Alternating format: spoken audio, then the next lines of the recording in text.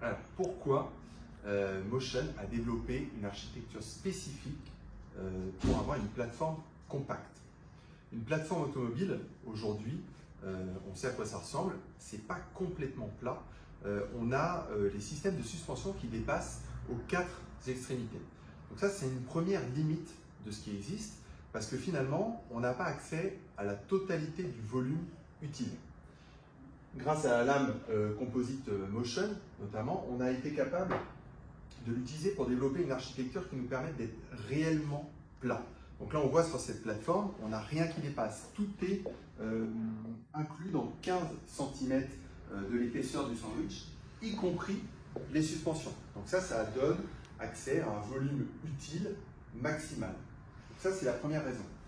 La deuxième raison, c'est qu'aujourd'hui, la plage de chargement d'une plateforme automobile classique, c'est à peu près 50%. Ça veut dire que sur un fourgon logistique, par exemple, on est capable de charger à peu près 50% de sa masse.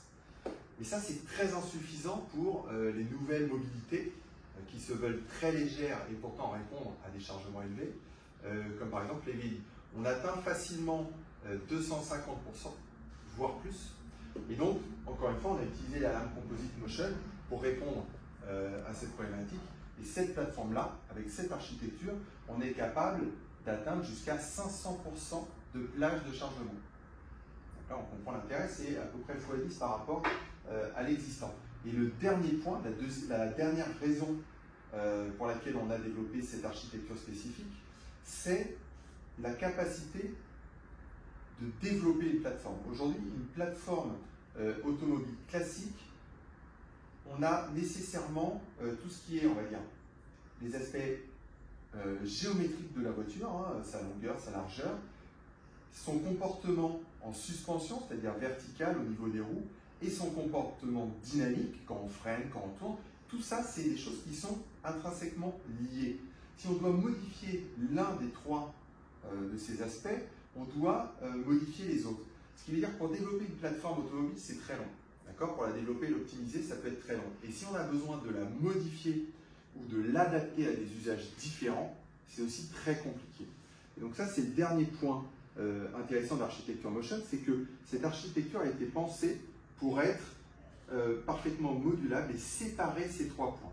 Très simplement, on peut développer à partir de ces pièces-là n'importe quelle plateforme en 3 jours. On définit la longueur, la largeur, la plage de chargement, son comportement dynamique. On met les pièces aux bons endroits, ce sont les mêmes pièces et ça fonctionne. Et si on a besoin de modifier quelque chose, c'est extrêmement simple. Donc, on utilise un volume de chargement complet, on a une plage de chargement qui est presque 10 fois supérieure à l'existant, et on est capable de définir, dimensionner, moduler tout ça très rapidement.